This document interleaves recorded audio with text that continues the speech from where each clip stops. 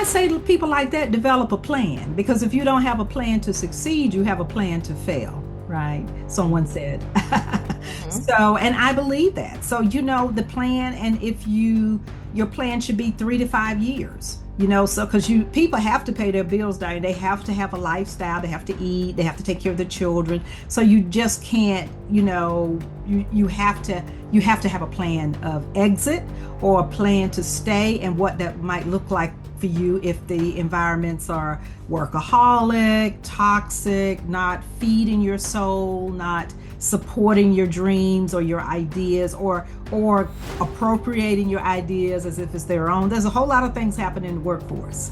So you have to have your plan for survival, but you also have to have a plan to thrive and flourish. Welcome to Women and Work, the show where we take an inside look at how women are overcoming our own unique challenges as we grow our careers or build a business while nurturing relationships and family. I'm Diane Mocha, founder and CEO of MomSub, the childcare app that connects you to a substitute mom. And I want you to know that work can fit your life. Each week, we meet a woman who has done that. And today, I'm with Dr. Mazella Fuller. She's a social worker currently serving as a clinical associate at Duke University in the Counseling and Psychological Services Department. She's especially focused on breaking down barriers and mentoring women and marginalized professionals. Thank you for being here, Dr. Mazella. Thank you so much for having me, Diane. And since we started this, I have since retired from Duke, but still making my impact on in the world.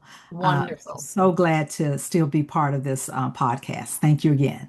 You're welcome. And thanks for clarifying that. We all have different roles that we take on at different times in our life. And you've written a couple books, so you've Yeah, certainly been working hard, yeah, just not necessarily in a traditional role at a university like you had been. And your yeah. work and your book, Anti-Blackness and the Stories of Authentic Allies, are both devoted to giving people tools to push back against racism. Now, you know that we talk a lot on this podcast about sexism, and we Yeah. always start by asking our guests what they think was the biggest challenge in their career, specifically because they are a woman. And I wonder, in your case, what that challenge was, and if you think it was exacerbated because you are a person of color.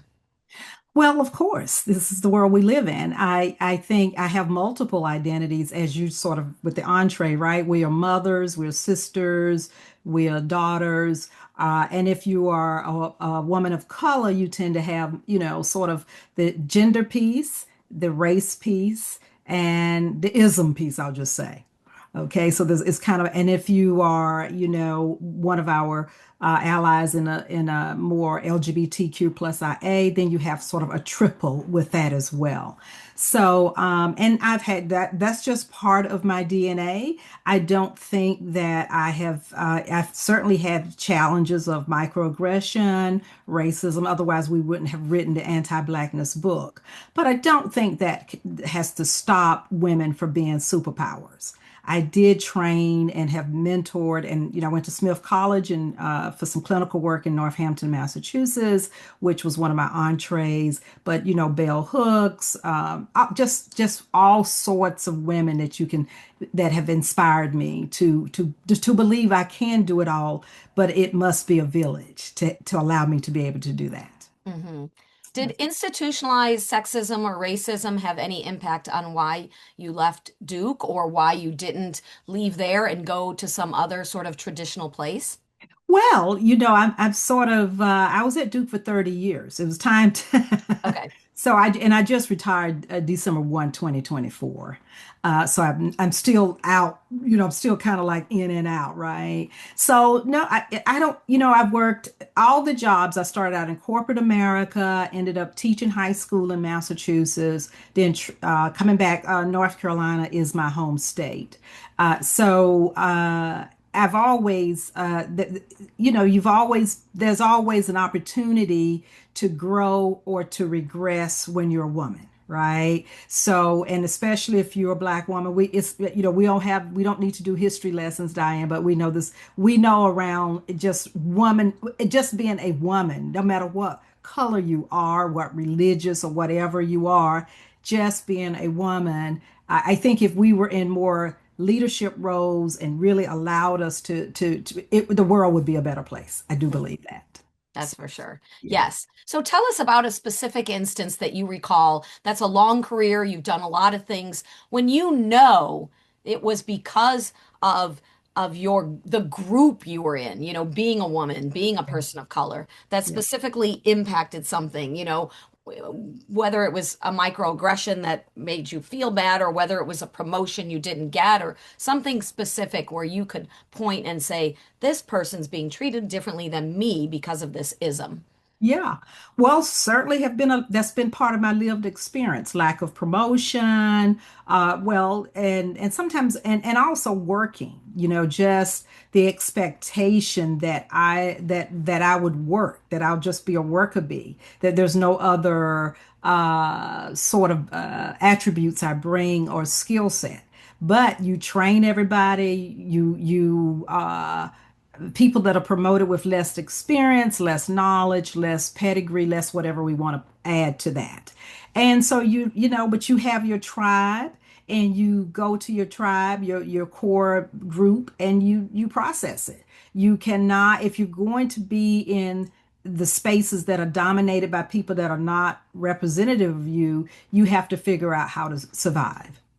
hmm And so you teach others or have been how to Yeah. push back against that. And so Yeah. what does that specifically mean? I mean, there's all kinds of pushback in the world. Yes. There's pushback where you quietly, like you said, form your own little alliance and then Uh-huh. you try to, work slowly towards a resolution, in a group fashion, all the way up to people protesting in the streets, which people are Yes. doing now, against ICE. So what kind of pushback did you see in your career that had a real impact?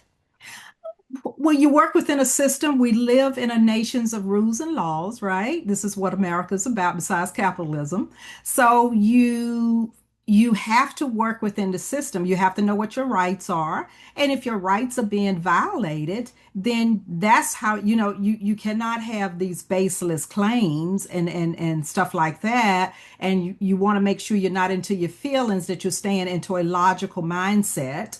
And if your rights have been violated in any way, I train, I mentor, I sponsor that you approach individuals that you feel have violated and you give people an opportunity to make changes or what have you. And then if they don't, then you exhaust all the systems that are supposedly there to support you. And if that doesn't, then you have to look at what you have to level up and look at what your other options are. Sometimes it's better to leave a situation than keep hitting your head against the Yes, wall, yes. if the wall's not gonna, bend. So I wonder in your career or the careers of those who you mentored and counseled all those years, if you have a specific instance when there was a blatant situation, and you went through some channels, whether that's EEOC or whatever, and there was actually a change. Do you have any positive stories of somebody maybe who didn't recognize or didn't realize things were changing and then worked as an ally, maybe even opened somebody's eyes or open an institution's eyes to make changes and Oh, for things to be different for the next group coming up? absolutely, absolutely. That's why the book has the as authentic ally stories, right? Because allies have stepped in and I've witnessed that, supported that, been a part of that. So I believe that the change that will be made will have to be, it has to really come from our allies, right? Because people in a certain group, say for example, a BIPOC group, they've been doing the emotional labor has been here, what, 500 years, 400, however many years. And if you start saying globally, so people are tired and we need our allies to not be performative and say, oh, I feel so sorry for you. That is, I see it. We don't need the talk. We don't need the chatter. We need a behavior. We step out and say, this is not right, or and it doesn't have to be this not right. This is a person that's very talented. I want to sponsor them in an internship or a trip or whatever. So, just mentorship, networking, the things that have been, kind of a bedrock for people to grow and move up and develop for many years. Take action. Have those Yes, allies take action. Can you give absolutely. us a specific example? Maybe it's something that's in your book that somebody experienced where an ally took action and it made change for those coming after the person who had been victimized. Absolutely. I have one of my beloved allies, Dr. Becky Thompson. She is at Simmons College, and I think did some work maybe well, a lot of work, not some work, but a lot of work in the Massachusetts area. I had also made sure she got a visiting position at Duke many, many years ago. So she came for a year to be a visiting professor in women's studies, and she's white, I'm black. So in her chapter in the book, she writes with a black professor at her school how they would sometimes the black professor would say something, and it wasn't recognized. But then, if Dr. Thompson would just kind of come back full circle and highlight that, it was recognized. So Dr. Thompson talks about how she moves out of the way, how she sponsors people when they're not in the room. It's don't always have to be. The best sponsorship I've had or mentorship from my allies is they spoke on my behalf and I wasn't even there. I had to hear it like, oh, Jim said this, or Jack said that, or Mary said that. It's like, oh, that is so nice. That's so really, it makes you feel recognized, validated, affirmed for all the things you do and what you bring to the table. And it's powerful if the Yeah. person has a seat at a table that you don't have. They are in a higher position, and the Yes. other people in that room are also in higher positions, and they Yes. all have their own perceptions. And Yes. people tend to acknowledge people that are like them Right. because they can relate. And they're like, oh, Yes. I know somebody like that. And they work hard so that, that white man, he must work hard too, And Huh? I don't know somebody like that, other than Right. at work. But Yeah. this other person, who's not necessarily advocating because they're part of that group, but advocating because they see the talents and That's correct. skills are bringing to the fore that, hey, this person did that and they can do this too. So maybe we should Absolutely. put them in charge of the project. Absolutely. And so that's powerful. The It's people that very are sitting powerful. at those It, tables. it Yeah. that's so true. And diversity of thought has always been part of progress, right? And that can be ideas, it can be phenotype, it could be region of the country, region of the world. It's just diversity, all of that coming at the table at one time. It's beautiful. It can be a beautiful thing. And so each of these things are like little pebbles in a giant ocean. Yes, And so absolutely. how do you feel that what you're doing and you're doing wonderful work all those years in your career, all Yeah, those years of bringing these things to the forefront, writing books about it, talking yeah, about it. But yeah. how do you feel your little pebble in the ocean is making any difference? Well, it's just beautiful when you've been working with someone for 15 and 20 years as a mentor or a sponsor, and you get to witness your legacy, right? That is just beautiful. I still practice 2 days a week, and I still mentor. I still help, people. I need you, Dr. Fuller. I just need to talk to you. I need words of encouragement. I need you to tell me how to navigate getting my doctorate or how to get into a certain school. So it's a lifelong, beautiful, beautiful blessing for me, Diane. Do you have a specific mentee who you've Yes, seen progress from somewhere, here to way up here, reaching heights that maybe you didn't even realize? that's correct. Tell me about that person. You don't have to share their Oh, name if you don't want. yes. Well, this one special mentor, well, I have two really, and they're just phenomenal. One is decided, was making big money, had a seat at the table, but their values were in conflict where they were working. So even though they got promoted several times, many times, had the money to go with that, the resources, but the values didn't align. So they were like, nope, gotta go. This doesn't align with my values. It's not harmony in my body. It's not a flow, right? So that person is soaring, just fabulous and doing wonderful What things. did they leave and do? They continue what they were doing. They were in training. They were doing training in administrative stuff, administrative training, and they continued and developed. developing programs in other places doing that same kind of work, but with liberation and freedom to that their position and the space they occupy aligns with their values. Did they change their employer or they changed their department? They changed their employer. Their employer. And it made a huge difference in their life. Yes, yes, yes. When you're talking about, because we also have to be mindful, Diane, that wellness is so important, right? We spend a lot of time in jobs and a lot of time, more time probably than we do at home with our families. So we have to be well when we go in. And so wellness now, and I noticed that the Gens and the Zs and the Xs and all those generations below me are prioritizing health over wealth. A lot of them are. So, and that's a beautiful thing. That's their generational thing. And now there's also one of my mentees who was my sorority sister had sent me this person many, many years ago. So it's probably about 20 years now. And I'm still actually, working with this individual, but I have seen this individual go from getting the two things, the position, the job, where they wanted to be, also moving from their undergrad, accomplishing their terminal masters, and now working on their PhD in higher ed administration. So it's just you just see it's like your child, really. You're like looking going through the lifespan and the stages, It's like it's a beautiful thing. And And that's what you do to work. when you mentor someone like this, are you doing it like as a coach where they pay, or are you doing it, you're giving of yourself? I'm giving of It's myself. It's of okay. service. Yeah. Okay.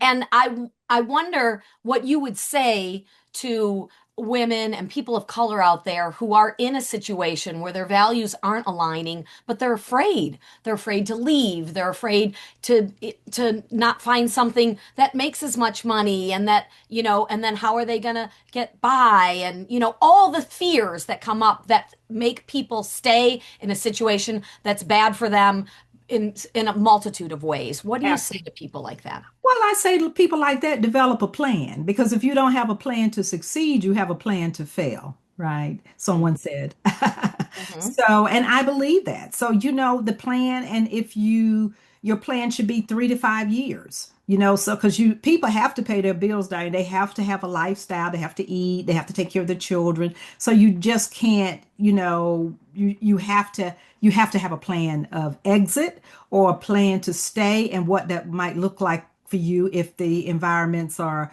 workaholic, toxic, not feeding your soul, not supporting your dreams or your ideas, or appropriating your ideas as if it's their own. There's a whole lot of things happening in the workforce. So you have to have your plan for survival, but you also have to have a plan to thrive and flourish. Hmm. Yeah, we want to do more than just survive, That's right? right. That's right. Yes, yes. And so I wonder about your plan. Let's Uh-huh. go back in time Okay. to early in your career. Were you the kind of person that in college you knew exactly what you were going to do, and then you knew, okay, after I get a career, I want to find, the right partner, and then I want to have a family, and then I want to have kids, and it all worked according to plan, or did things come along that you didn't expect? There's always unexpected, and it's called life and Life. adulting, right? So, but for the most part, it worked out because I had a plan to go to you're certainly undergrad. I don't know if I really had a plan to have 4 degrees because I have 2 masters and a doctorate. Don't think I had that plan. I think I just kind of had an undergrad and maybe a master's, but maybe not. But when I partnered with my first partner, I was a trailing spouse. So I just A said, wait, trailing spouse? that's what we called it back then. What's a trailing spouse? You follow your partner to their job. Ah, okay.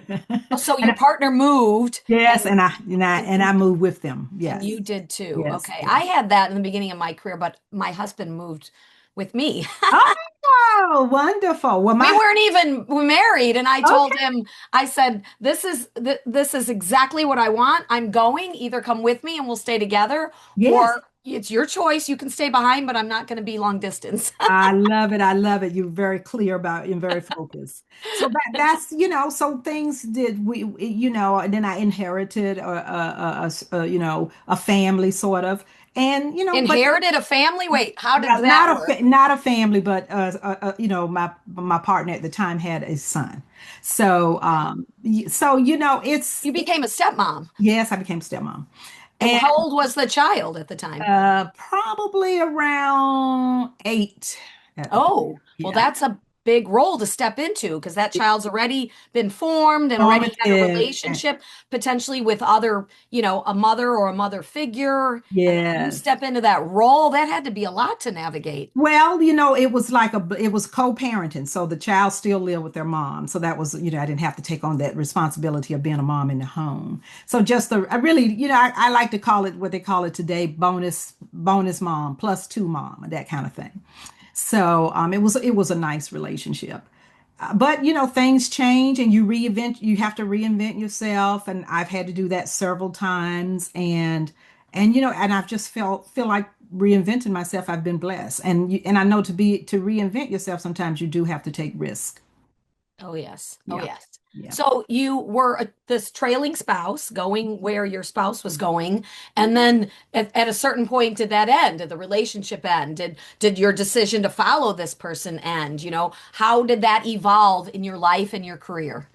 No, I think what I did not at that time, that my first partner, we did divorce, but that wasn't, we were together almost 20 years. So what happened when I followed my spouse, I just immersed myself in getting more education. So that's Ah, how I was able to get I got two masters, worked on my doctorate. So during that time, I did all that. So it really worked out. hmm.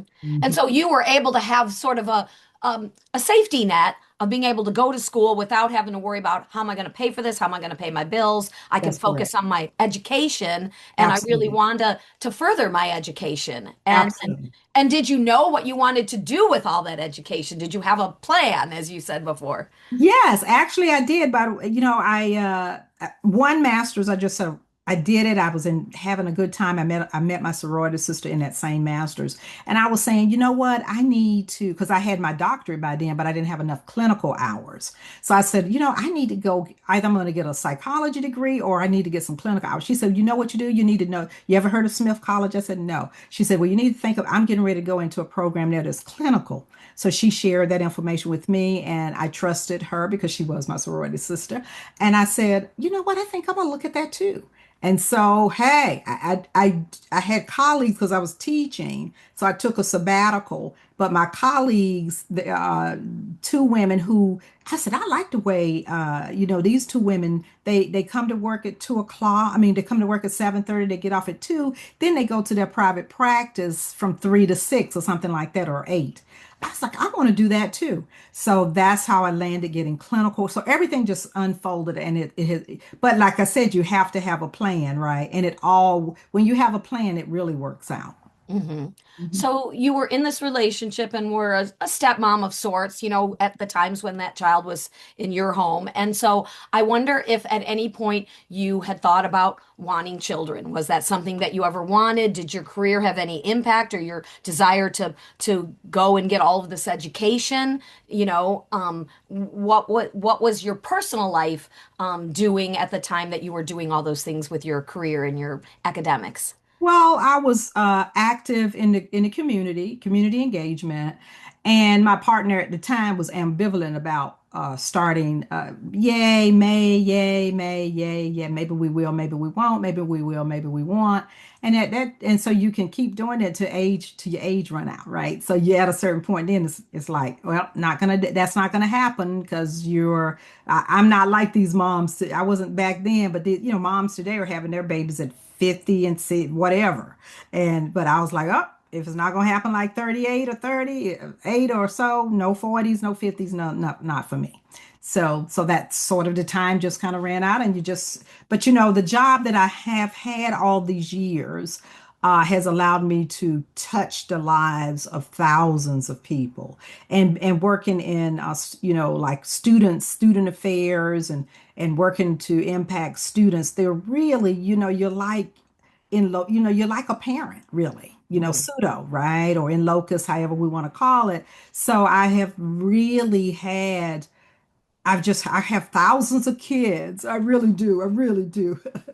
Oh, that's beautiful. Like Yeah. Oprah, she never had her own children, but she has these schools and she Oh, gets to yes. know these children in these schools and she mentors them and they're, like her babies. Yeah. Yes, they are. And she follows them and she keeps in Yes. touch with them. And Yes. so you've had these, women that you've mentored over these years and you've Yes. had these women that you've counseled and Yes. provided, social work services to. And Yes. and some of them, like you said, you stayed in touch with for many years and seen them grow and Uh-huh. blossom. And Right. so you expressed your nurturing side of your personality through Yeah. the work that you did, Absolutely. which is, like you said, meaningful in a way that it touched many, many lives, not just the lives of a couple of biological children. So that's Absolutely. beautiful. So Yeah. you never had to worry about things like childcare and sort of balancing work and family and all those things we hear about so much, especially nowadays. Well, yeah, not really, but also kind of from a distance, because I have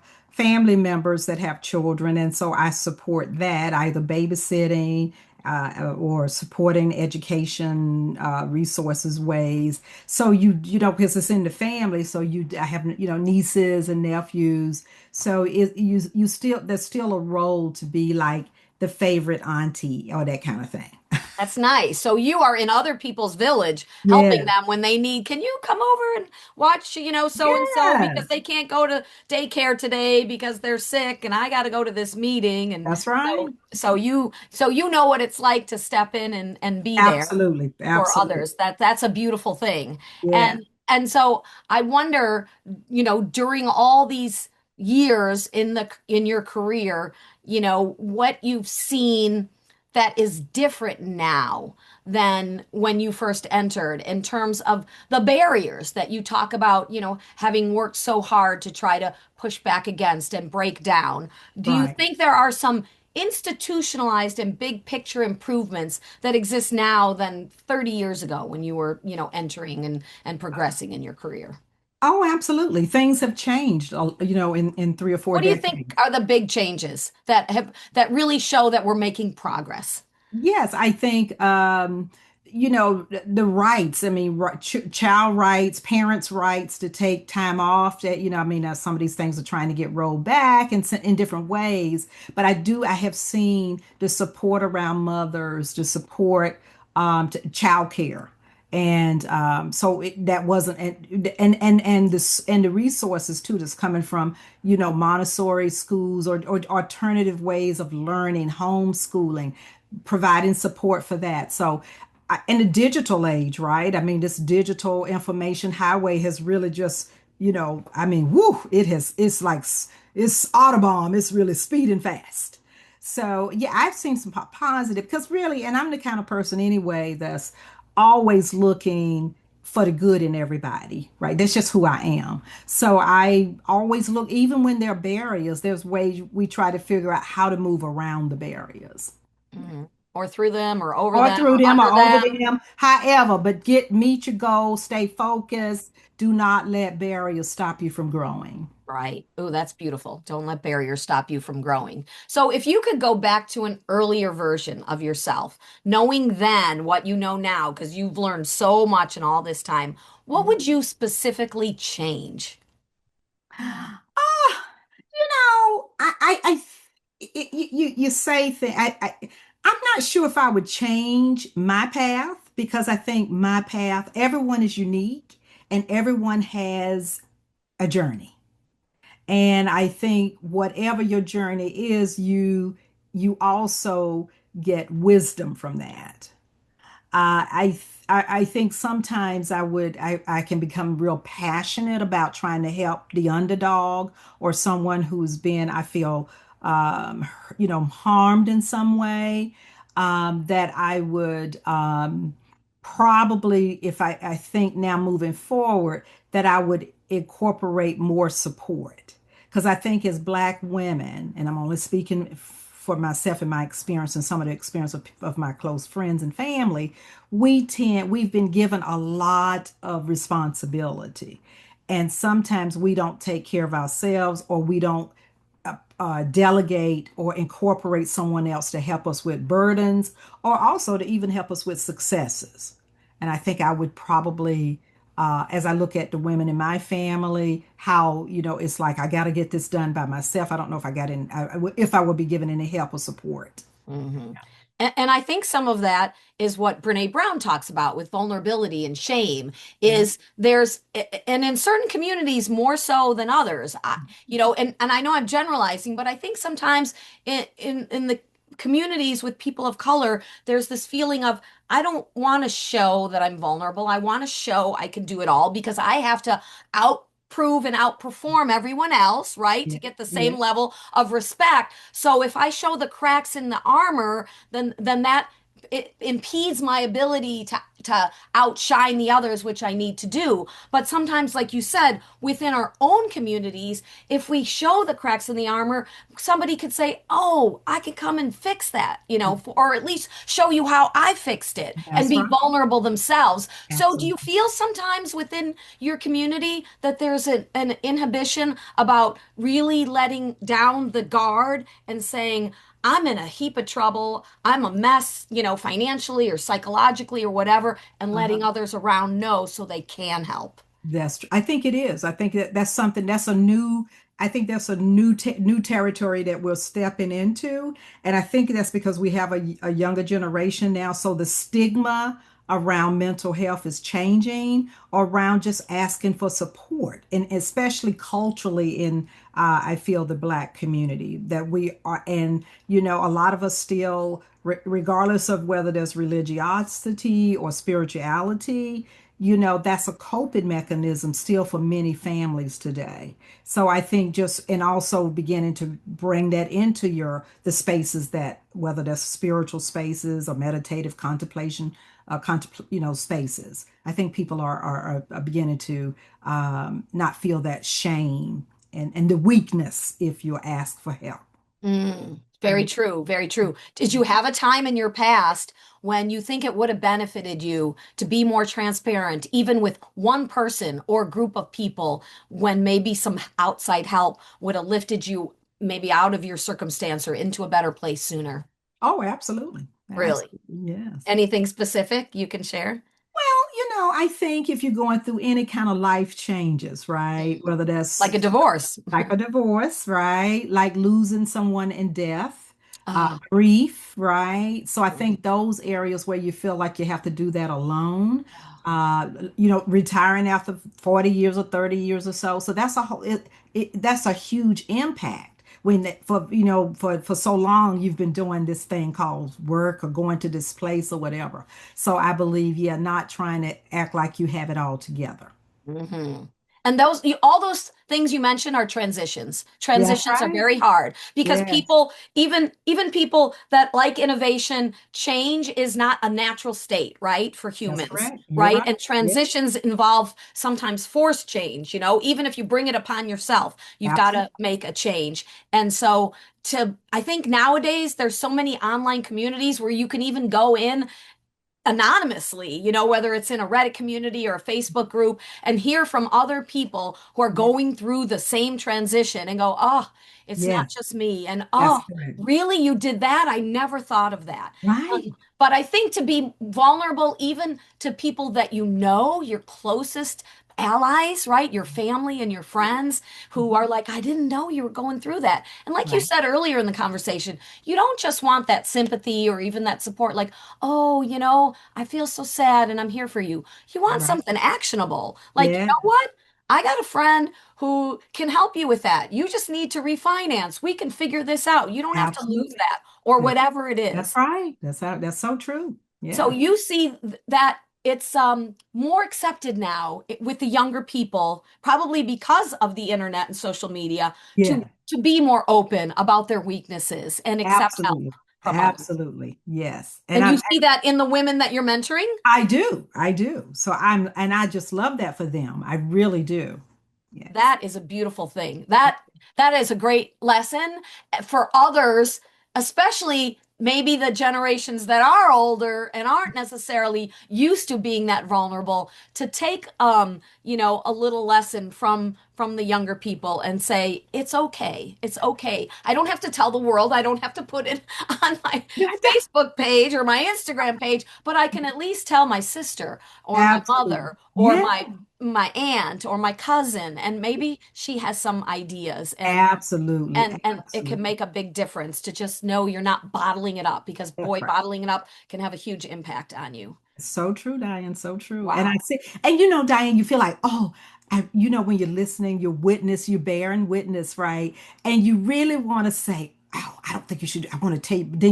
It takes a lot to say, no, this person has to have their own journey. I'm not going to make it a mini me because they're not mini me's. They're their own beautiful selves. And I just bear witness, and it turns out the way they want it to turn out, That's according a to their beautiful values. thing. Yes, Yeah. it is. Yeah. That you don't necessarily have to share advice, because sometimes people are reluctant to share because they don't want advice. They Right. just want they just want someone who's going to, like you said, bear witness Yeah. and know. So when they see that, they see them at the family party and they see them looking down, they can come over and realize like what's really going on. Yeah. Absolutely. I'm Yeah. here for you. Do you want my help or not? Yeah. But Right. and sometimes just asking, do you want advice or not?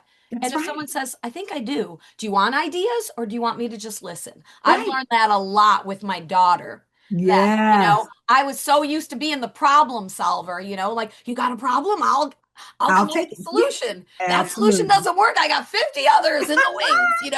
And she's Yes. just like, it's too much for her. And so just, listening. And That's I'm so I'm true. trying. The other day I said something about, writing this article about being a helicopter parent. She's like, "Well, I don't know if you really ever learned," because I was like, "Oh, the article was about me and others like letting go of being helicopter parents." She's like, "I don't think you fully embraced it yet." And she's Oh, 23. there you go. Great feedback you could take as a mom. But I'm still trying. Every day That's I'm right. trying. Yeah. So, and I appreciate so much you bringing all of these insights into our discussion today on women and Great. work. Oh, If I'm glad. And if you were inspired by today's story, we want you to remember to share it with a friend, leave a review, and subscribe to meet our next amazing guest. If you or anyone you know is struggling to find the right childcare, check out Mom Sub's free webinar that guides families through the steps to find and keep trusted, reliable childcare at momsub.com/webinar. That's Mom Sub, like a substitute mom. You can connect with Mom Sub on Instagram, TikTok, Facebook, or LinkedIn.